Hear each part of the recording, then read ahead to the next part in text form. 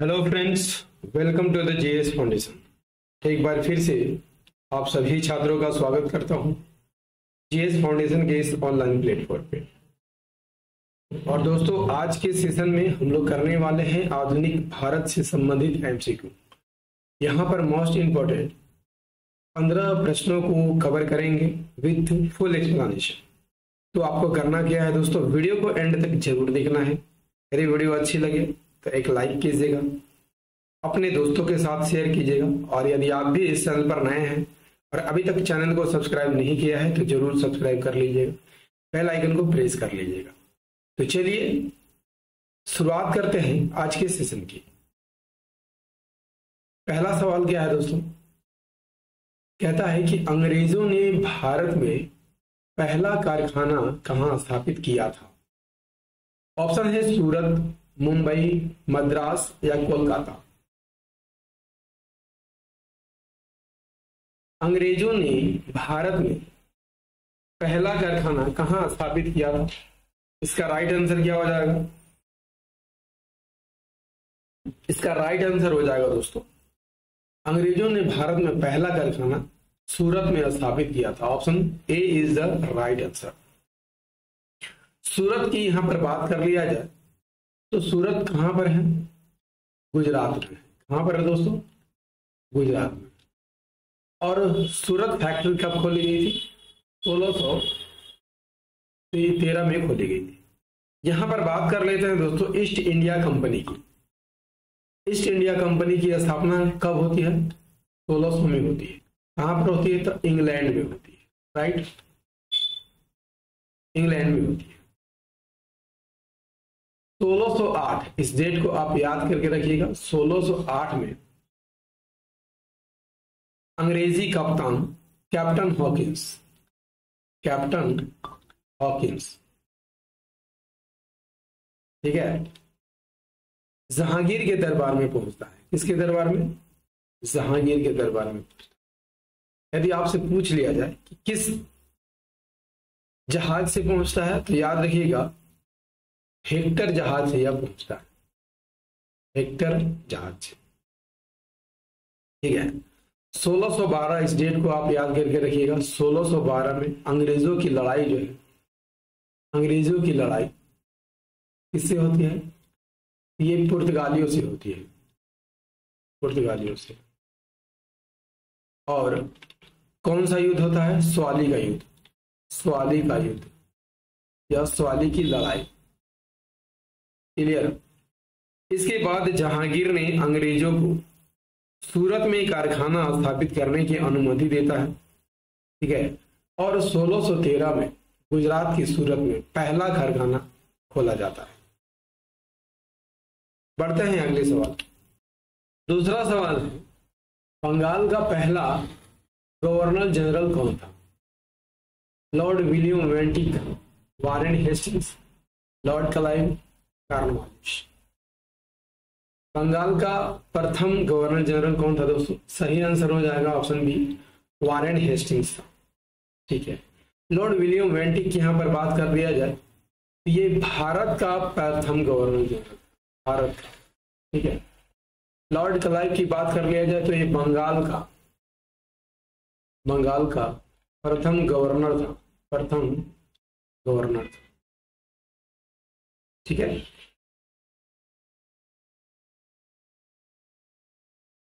Next कर लीजिए।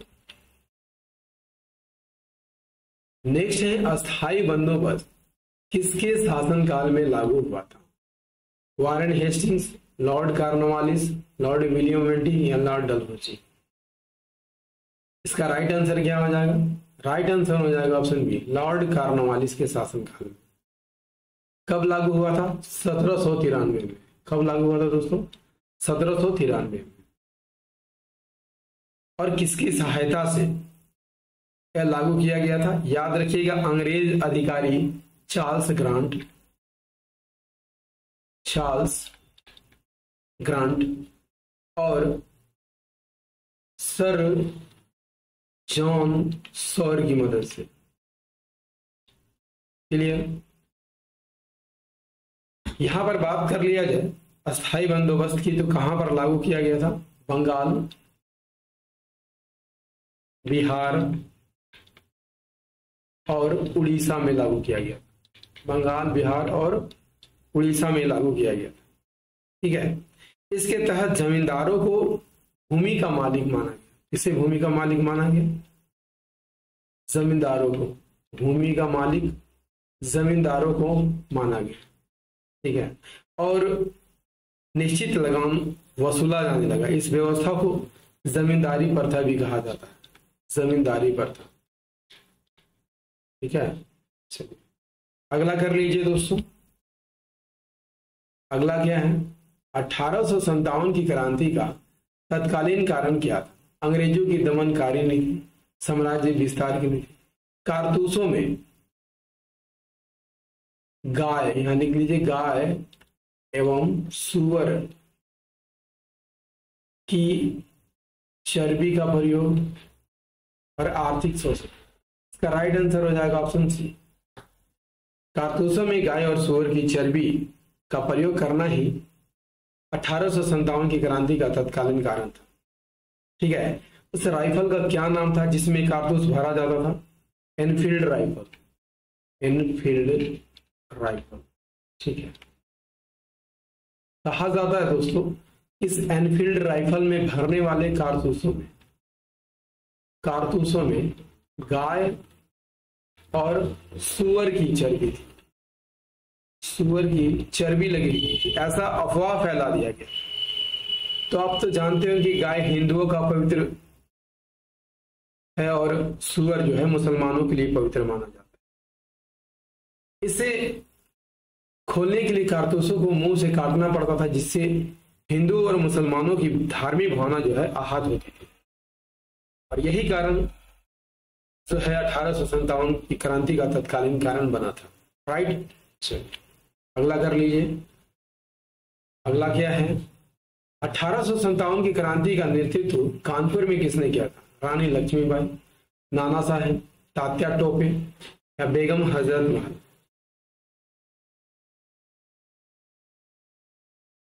कानपुर में किसने किया था? सही आंसर हो जाएगा नाना साहेब। ठीक है। नाना साहेब यदि आपसे पूछ लिया जाए किसके दत्तक पुत्र थे, याद रखिएगा बाजीराव द्वितीय के दत्तक पुत्र थे। ठीक है। ब्रिटिश सरकार ने उन्हें पेंशन देने से मना कर दिया, जिसके कारण ये असंतुष्ट हो गए थे। ठीक है। और उन्होंने कानपुर में 1857 का विद्रोह किया था। ठीक है। अगला कर लीजिए दोस्तों। अगला क्या है? भारतीय राष्ट्रीय कांग्रेस की स्थापना कब हुई थी? 85, 86, 87 या 90? देखिए भारतीय राष्ट्रीय कांग्रेस की स्थापना कब होती है? 28 दिसंबर 1885 को होती है। तो राइट आंसर क्या हो जाएगा? Option A is the right answer. कहां पर की गई थी? बंबई में की गई थी, बंबई में। और बंबई की गोकुलदास तेजपाल संस्कृत कॉलेज में की गई थी। ठीक है। कांग्रेस की स्थापना किसने की थी? एओ ह्यूम ने की थी। किसने की थी दोस्तों? एओ ह्यूम ने की थी। ठीक है। इसके पहले अध्यक्ष कौन थे? व्योमेश चंद्र बनर्जी, WC बनर्जी थे। ठीक है। कांग्रेस की स्थापना का उद्देश्य क्या था दोस्तों? इसका उद्देश्य भारतीयों को राजनीतिक सुधारों में भाग लेने का अवसर प्रदान करना था। ब्रिटिश सरकार और भारतीयों के बीच एक संवाद का मंच तैयार भी करना था और भारतीय समाज में राष्ट्रीय भावना को विकसित करना था। क्लियर है? चलिए अगला कर लीजिए। अगला है कांग्रेस के पहले अधिवेशन की अध्यक्षता किसने की थी? अभी बता चुका हूं दोस्तों। एओ ह्यूम जो है कांग्रेस के संस्थापक थे। क्या थे? कांग्रेस के संस्थापक थे। WC बनर्जी अधिवेशन के पहले अध्यक्ष बनाए गए? Option B is the right answer. यदि आपसे पूछ लिया जाए कि भारत में राष्ट्रीय आय का आकलन सबसे पहले किसने किया? दादा भाई नौरोजी ने किया था। ठीक है, कांग्रेस की स्थापना कब हुई थी? 28 दिसंबर 1885 को हुई थी, मुंबई में हुई थी।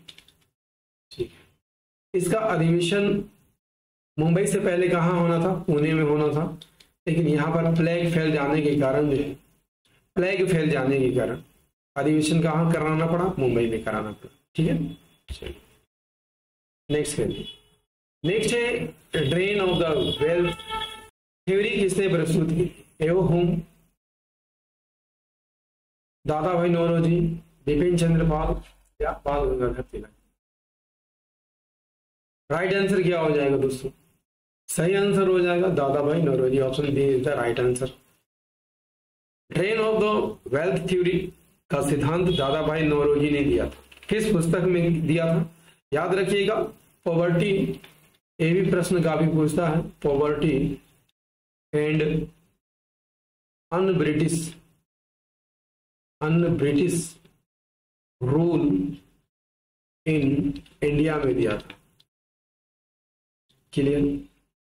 इस सिद्धांत के अनुसार ब्रिटिश शासन के दौरान भारत से धन और संसाधनों का लगातार बहाव भारत से इंग्लैंड की ओर हो रहा था, जिससे क्या हो रहा था? भारत और गरीब होता जा रहा था और ब्रिटेन समृद्ध होता जा रहा था।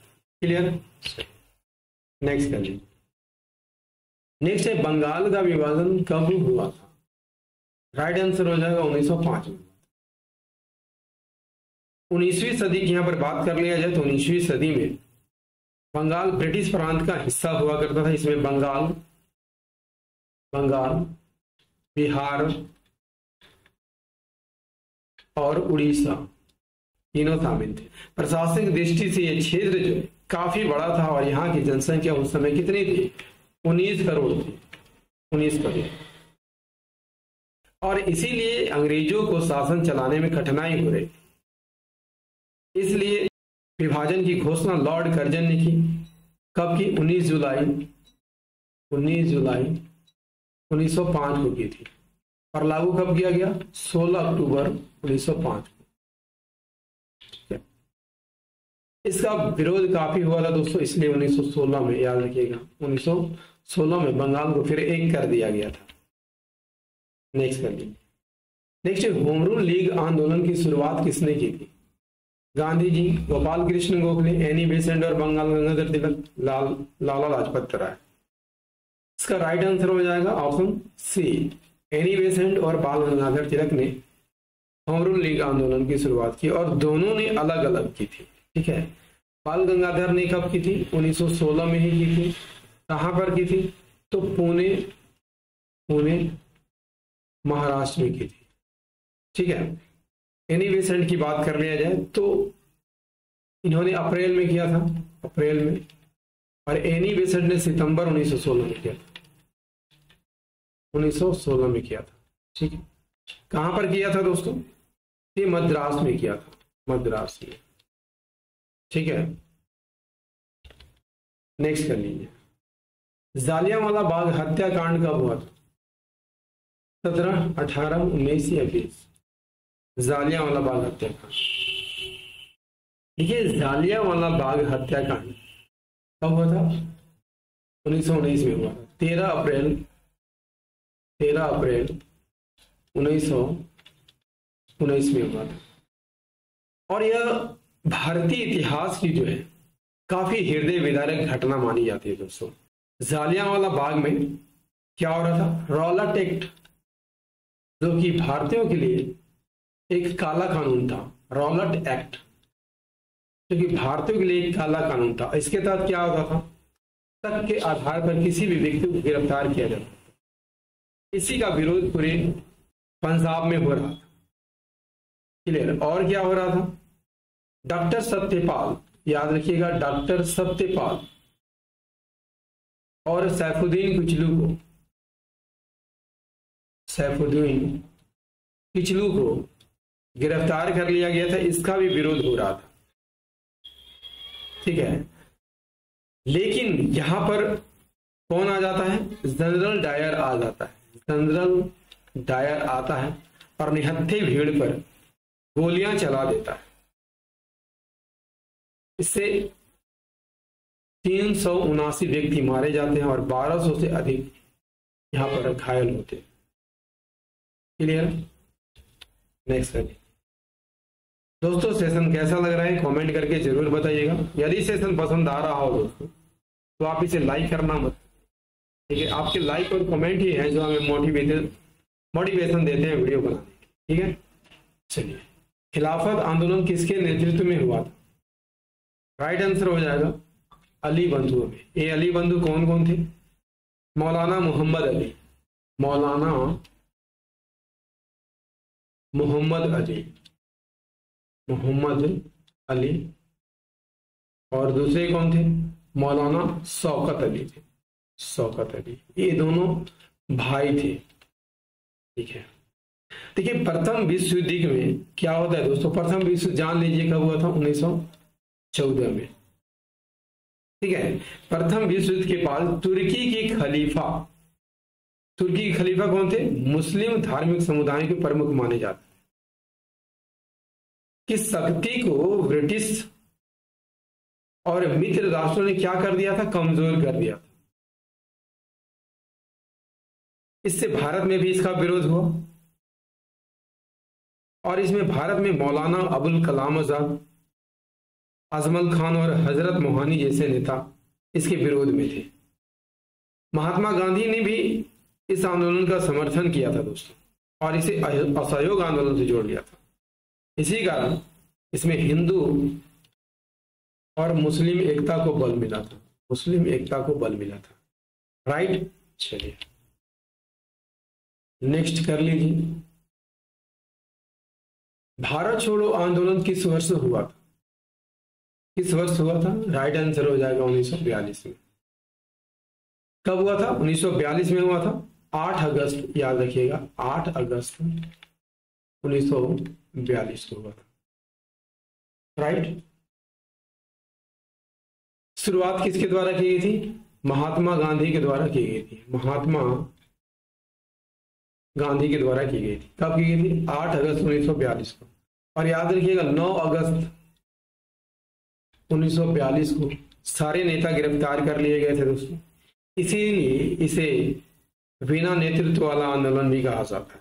इस आंदोलन का नारा क्या था? अंग्रेजों भारत छोड़ो, अंग्रेजों भारत छोड़ो,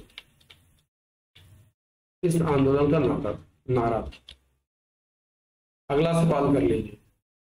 स्वतंत्र भारत के पहले गवर्नर जनरल कौन थे? राइट आंसर हो जाएगा लॉर्ड माउंटबेटन थे। ये कब से कब तक गए थे? 15 अगस्त 1947 से 21 जून 1948 तक रहे थे। उनके बाद चक्रवर्ती राजगोपालाचारी, कौन? चक्रवर्ती राजगोपालाचारी गवर्नर बने थे। इस सेशन का अंतिम प्रश्न क्या है दोस्तों? स्वतंत्र भारत के पहले राष्ट्रपति कौन थे? कौन थे? डॉक्टर राजेंद्र प्रसाद। 26 जनवरी 1950 को उन्होंने राष्ट्रपति पद की शपथ ली थी और वे भारत के सबसे लंबे समय तक कार्य करने वाले राष्ट्रपति थे। ठीक है। इससे पहले संवैधानिक प्रमुख कौन होते थे? गवर्नर जनरल होते थे।